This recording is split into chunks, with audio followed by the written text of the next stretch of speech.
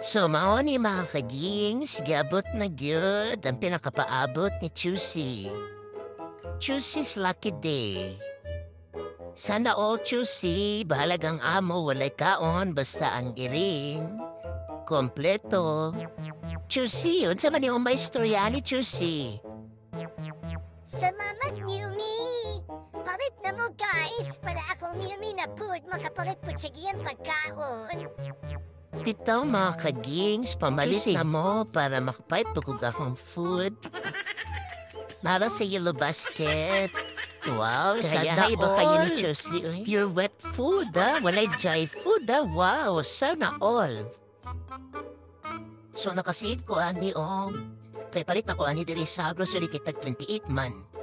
Unya kay tag 27 naman siya sa TikTok. So nakasave ko og 28 pesos, so di ba?